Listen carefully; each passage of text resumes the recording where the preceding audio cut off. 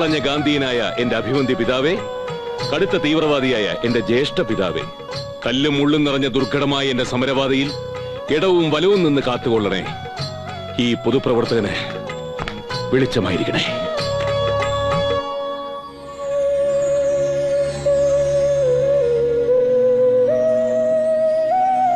ഭാരത് മാതാ കി ജയ്.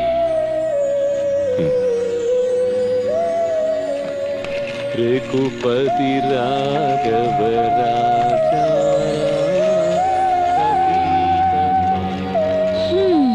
ഇനിയെങ്കിലും നിനക്ക് ഈ കോപ്രായം നിർത്തിക്കൂടെ പ്രഭാകര? ഇതില് നൂറ്റിട്ടാണോ നീ ഇനി തുണി ഉടുക്കാൻ പോണത്? ആളുകൾ കണ്ട കളിയാക്കൂലോ ഭഗവതി. ഇതിലൊരു രണ്ട് തിരിതിരിച്ച് ദിവസം തുടങ്ങിയാൽ കിട്ടുന്നൊരു ഓജസ്, സമൂഹത്തിലിറങ്ങി പ്രവർത്തിക്കാനുള്ള ഒരു ഊർജം, ഇതൊക്കെ ഞാൻ അമ്മയ്ക്ക് പറഞ്ഞു തരണോ? അതും ഗാന്ധിയൻ പരമനായരുടെ ഭാര്യയായ അമ്മയ്ക്ക്. ആ, നീ ഒരാൾ ഈ ചർക്കയും തിരിച്ചിരുന്നോണ്ട് ലോകം നന്നാവാൻ പോണുണ്ടോ? ആ ചിന്തയാണ് കുഴപ്പം. ഈ ചോദ്യം അമ്മ മാത്രമല്ല, ലോകത്തിലെ എല്ലാ മാതാക്കളും അവരുടെ മക്കളായ പൊതുപ്രവർത്തകരോട് ചോദിച്ചിട്ടുണ്ട്. എന്തിന് ഗാന്ധിജിയുടെ അമ്മ പുത്തലിബായി പോലും. അത് കേട്ട് മഹാത്മാവ് ഒരു വക്കീലായിട്ട് അടങ്ങി ഒതുങ്ങി കഴിഞ്ഞിരുന്നെങ്കിൽ ഇന്ന് ഇന്ത്യക്ക് സ്വാതന്ത്ര്യം കിട്ടുമായിരുന്നോ? അല്ല, അതിപ്പോ കിട്ടുമായിരുന്നോ ഇല്ലയോന്ന് പറ. ഇല്ല. എങ്കിൽ ചായ തന്നോളൂ. ആട്ടുംപാൽ ഒഴിച്ചാണല്ലോ അല്ലേ? അല്ല. പിന്നെ കറക്കാരായ ആടുകളെ നീ കൊണ്ടൊന്ന് നിരത്തി നിർത്തിയിരിക്കല്ലേ? തെക്കേലെ പൈ പറ്റൂ. ഇന്ന് മുതൽ അവിടുന്ന് പാല്. അയ്യോ, പശുമ്പാലോ? അമ്മേ, പശു ഗോമാതാവാണ്. ഗോമാതാവിന്റെ പാൽ അതിന്റെ കുഞ്ഞുങ്ങൾക്കുള്ളതല്ലേ? ആ, അപ്പൊ ആടുമാതാവിന്റെ പാൽ അതിന്റെ കുഞ്ഞുങ്ങൾക്കുള്ളതല്ല. എന്നാലും ഇന്ത്യൻ സംസ്കാരം അറിയുന്ന ഒരാളെന്നുള്ള നിലയ്ക്ക് ആ, എങ്കിൽ കട്ടൻ ചായ കുടിക്കണം. അല്ല, രാവിലെ ഈ നേരത്തിറങ്ങിയ നീ വന്നു കയറുന്നത് പാതിരയ്ക്കാ. ഊണും ഉറക്കവും ഇല്ലാതെ എന്ത് കാര്യത്തിനാ പ്രഭ ഇങ്ങനെ? ഞാനെന്താ സർക്കാർ ഉടമസ്ഥനാ? ഒരു രാഷ്ട്ര നിർമ്മാണ പ്രക്രിയയുടെ ഭാഗമാവുമ്പോ നമുക്കങ്ങനെ നേരവും കാലമൊക്കെ നോക്കി പ്രവർത്തിക്കാൻ പറ്റുമോ? പക്ഷെ രാഷ്ട്ര നിർമ്മാണം കഴിഞ്ഞ് തിരിച്ചു വരുമ്പോ കയറി കിടക്കാൻ സ്വന്തമായിട്ടൊരു കൂര വേണ്ട പ്രഭേ. എത്ര നാളാച്ചിട്ട് ഇങ്ങനെ വല്ലവരുടെ വീട്ടില്? വല്ലവരുടെയും വീടോ? എന്റെ അമ്മയുടെ സ്വന്തം അനിയന്റെ, അതായത് എന്റെ ചെറിയമ്മാവിന്റെ വീട്. അതെങ്ങനെ വല്ലവന്റെ വീടാവുന്നത്? നമുക്കും വല്യമ്മാവനും കൂടി ഈ വീട് എടുത്തോളാൻ ചെറിയമ്മാവൻ തന്നെയല്ലേ പറഞ്ഞിട്ടുള്ളത്? പറച്ചിലൊക്കെ ശരി തന്നെയാ. എന്നാലും എപ്പോഴെങ്കിലും അവർക്ക് ബോംബെയിലെ താമസം മാറ്റി നാട്ടിലേക്ക് പോരണമെന്ന് തോന്നിയ നമ്മൾ എല്ലാരും കൂടി ഒരുമിച്ച് ഇവിടെ താമസിക്കുന്നു. അമ്മയൊന്ന് സമാധാനായിട്ടിരിക്കുന്നു. അമ്മാവൻ എന്തായാലും നാട്ടിൽ വന്ന് താമസിക്കാനൊന്നും പോകുന്നില്ല. മാത്രമല്ല, ഈ പഞ്ചായത്ത് ഇലക്ഷന്റെ റിസൾട്ട് വരട്ടെ. അത് കഴിഞ്ഞാ പിന്നെ ഈ 8ാം വാർഡിലെ മെമ്പറെ ഈ പ്രഭാകരന്. പിന്നെ നമ്മളൊരു കലക്കില്ല ഇവിടെ. പിന്നെ ഗവർണറുടെ ശമ്പളല്ലേ പഞ്ചായത്ത് മെമ്പർക്ക്?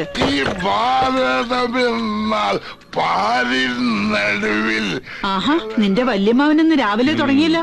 ഗോമതിയെ, കച്ചേരി രാവിലെ തുടങ്ങി. ഇലക്ഷൻ പ്രമാണിച്ച് കള്ളുഷാപ്പിനൊക്കെ അവധിയാണല്ലോ. പിന്നെ എവിടെ നിന്ന് കിട്ടുന്നു ആവോ? 3-4 ദിവസം കള്ളുഷാപ്പിന് അവധിയാന്ന് കേട്ടപ്പോ മനസ്സിന് ഇത്തിരി സമാധാനം ഉണ്ടായിരുന്നത്. ഇതൊക്കെ എവിടെ നിന്ന് സംഘടിപ്പിക്കുന്നു? ഞാനും നിന്നെ പോലെ എന്തോന്ന്? നീ ചർക്കമേലും 100 ദിവസം തുടങ്ങുന്നത് പോലെ ഞാൻ വാറ്റി ദിവസം തുടങ്ങാൻ തീരുമാനിച്ചു. നമ്മുടെ കുന്നുംപുറത്തെ ദക്ഷായണി വാറ്റത്തിന്റെ 2 വെട്ട് ഗ്ലാസ് നിറയെ ചായ ഞാൻ കുടിച്ചിട്ട് ആ ബിവറേജ് കോർപ്പറേഷന് മുമ്പിൽ ചെയ്യുന്നതിന് ഞാൻ പറഞ്ഞു നമുക്ക് പിന്നെ സംസാരിക്കാം. കുളിക്കാൻ നോക്ക്.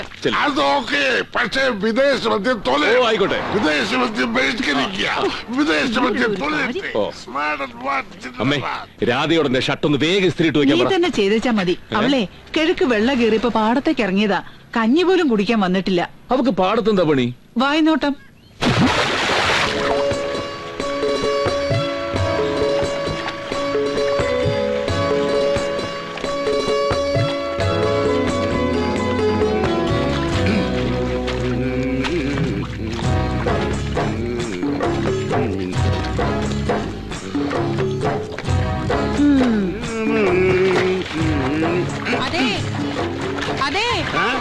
ഒന്ന് കുമ്പിട്ട് കിളക്കുന്ന ഗോപിയേട്ടാ. ചെപ്പി തോണ്ടിട്ട് ചെവി തോണ്ടണ പോലല്ല പാടത്ത് വരമ്പ് കൂട്ടണത്. മണ്ണിനാണോ കൈക്കോട്ടിനാണോ വേദനിക്കാന്ന് നോക്കിട്ടല്ലേ ഓരോ മാന്തലും. അതെ, ഗുരുവായൂർ അമ്പലത്തിലെ കൃഷ്ണാടത്തിന് തുണി തയ്ക്കാൻ വിളിച്ച തന്നെ. പിന്നെ ഇട്ടെറിഞ്ഞു പോവാത്തേ ആ പ്രഭാകരനെ ഓർത്തിട്ടാ. മതി കാലം കുറച്ചായി ഇത് കേൾക്കാൻ തുടങ്ങിയിട്ട്. നിങ്ങൾ തയ്ക്കാനോടെ കൃഷ്ണനാട്ടം മുടങ്ങിയിട്ടൊന്നും ഇല്ലല്ലോ. ഇപ്പോ ഈ പണി മര്യാദക്ക് അങ്ങോട്ട് ചെയ്യാം. ബാക്കിയുള്ളൊരു കൂടെ നയിച്ചിട്ട് എന്നെ കള്ളത്തരാ ചെയ്യണത്. അപ്പൊ മാറിയെന്ന് എന്താവും തരം? ഓഹോ, മറ്റുള്ളവരുടെ വായിന്ന് വീണ എന്താന്ന് ചെവിയോർക്കാൻ എന്തൊരു ഉത്സാഹം. അത് ഞാറ് നെടുമ്പഴി കാണണം കേട്ടോ.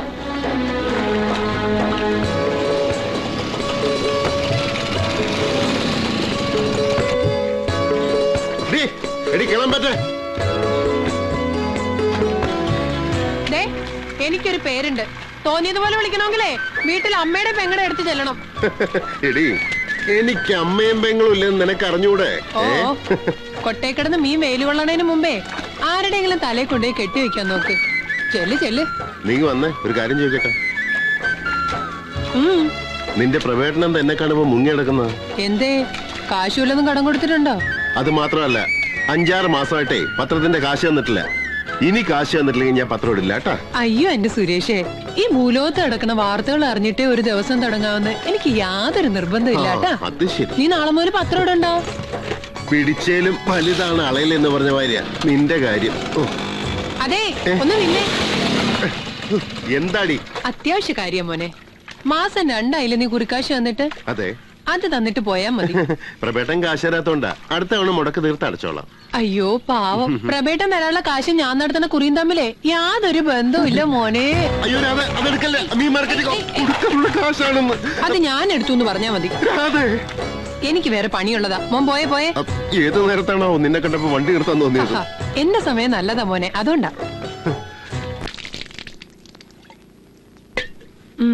ഞാൻ കരുതി ഇന്നലത്തെ പോലെ നീ ഇന്നും വെള്ളം വയ്ക്കാൻ മറന്നിട്ടുണ്ടാവുന്നു. തൊട്ടപ്പുറത്ത് പൈപ്പ് ഉണ്ടല്ലോ, അതിൽ കാലെഴുതി കയറിയ പോരെ. ചില ശീലങ്ങളൊന്നും മരിക്കുന്നത് വരെ മാറ്റാൻ പറ്റില്ല മോളെ. ശരിയാ, കടം വാങ്ങിട്ട് കൊടുക്കാനുള്ളവരെ കാണുമ്പോ മുങ്ങി നടക്കണ ശീലേ ഒരു കാലത്തും മാറ്റാൻ പറ്റില്ല. നോക്കണ്ട, എന്നോട് സുരേഷ് തന്നെയാ പറഞ്ഞത്. എന്റെ ദൈവമേ, ആകെ കൂടി അവന്റെ കയ്യിൽ നിന്ന് മേടിച്ചിട്ടുള്ള ഒരു 3000 റുപ്യ, അതിന് 30,000 റുപ്യയുടെ നോട്ടീസ് ഓടിച്ചു കഴിഞ്ഞു. അടുത്ത മാസം കുറി വിളിക്കുന്ന ആൾക്ക് കൊടുക്കാനുള്ള കാശ് എന്റെ ഉണ്ട്. വേണേ കടം വീട്ടിക്കോ, തിരിച്ചു തന്നാ മതി. വേണ്ടേ, അത് ഭവതി എന്നെ വെച്ചോണ്ടാ മതി. എന്നാ എന്റെ കയ്യിൽ നിന്ന് ചോദിക്കാൻ വാ, അപ്പൊ കാണാം. ഓടി കിടന്നു. പ്രഭേ, ഓ നിന്നോട് ഗോമതിക്ക് എന്തോ പറയണോന്ന്. വല്യമ്മായിക്ക് എന്നോട് എന്തെങ്കിലും പറയാൻ അമ്മയുടെ സപ്പോർട്ട് എന്തിനാ? എന്താ വല്യമ്മായി? കാശിന്റെ കാര്യാവും, അല്ലെങ്കിൽ ഇങ്ങനെ ഒരു ഇൻട്രൊഡക്ഷൻ ഉണ്ടാവില്ല. ആണെങ്കിൽ തന്നെ നിനക്ക് എന്താണ് ഇത്ര വലിയ ഛേദം? എന്റെ പ്രഭയോട് ചോദിക്കാനേ എനിക്കാരും സമ്മതമൊന്നും വേണ്ട. മോനെ പ്രഭാകര, എനിക്കൊരു 25,000 രൂപ വേണം. 25,000 രൂപയോ? ആ, എന്റെ അനിയത്തി ഭാനുമതിയില്ലേ, അവളുടെ മോക്കൊരു കല്യാണാലോചന. അതിനവൾക്ക് വയസ്സ് 17 കഴിഞ്ഞല്ലേ ഉള്ളൂ. ആണെങ്കിൽ എന്താ, വയസ്സ് അറിയിച്ചിട്ട് 4-5 വർഷമായില്ലേ. ഒന്നും പറയണ്ട എന്റെ പ്രഭേ. +2 പഠിക്കുന്ന പെണ്ണെ സ്കൂളിൽ പോണ ബസ്സിലെ ഡ്രൈവറായിട്ട് അങ്ങ് പ്രേമത്തിലായി. രാത്രി ഒളിച്ചോടാൻ പോയ പെണ്ണിനെ ഭാഗ്യത്തിന് നമ്മുടെ ഭാനുമതി കണ്ടത്. അവന്റെ കൂടെ ജീവിക്കാൻ സമ്മതിച്ചില്ലെങ്കിൽ തൂങ്ങി ചാവുന്ന ഒറ്റ വാശിയില്ല പെണ്ണ്. അവസാനം ഇപ്പൊ അടുത്തതിന്റെ പിന്നത്താഴ്ച അതങ്ങ് നടത്തി കൊടുക്കാന്ന് അവരങ്ങ് തീരുമാനിച്ചു. ഇപ്പോതേ ഭാനുമതി എന്നെ വിളിച്ച് നെഞ്ചു തടി നിലവിളി. ഒരു പെണ്ണിനെ എങ്ങനെ അയച്ച് വെറുതെ ഇറക്കി വിടുകയെന്ന് അവൾ എന്നോട് ചോദിക്കുന്നേ. അവളുടെ ദണ്ണം കേട്ടപ്പോ പ്രഭാകരൻ വരട്ടെ, ഒരു 25,000 എങ്കിലും വാങ്ങി തരാന്ന് ഞാൻ പറഞ്ഞു പോയി. എന്റെ പൊന്നു പ്രഭാകര, നീ എനിക്ക് ഇത് എങ്ങനെയെങ്കിലും ഉണ്ടാക്കി തരണം. അത് പിന്നെ അമ്മായി, ഞാൻ ഒരു മുഴുക്കൂടി എന്റെ ഭാര്യയെ പോയതുകൊണ്ടല്ലേ ഭഗവാന് എനിക്ക് എന്റെ കൂടപ്പറപ്പിന് വേണ്ടി ഇങ്ങനെ ഇറക്കേണ്ടി വന്നത്. ഓ, ഇനി അലറി വിളിച്ച് നാട്ടുകാരെ കേൾപ്പിക്കണ്ട. 2 ആഴ്ച കഴിഞ്ഞല്ലേ കല്യാണം. നോക്കട്ടെ, സംഘടിപ്പിക്കാം.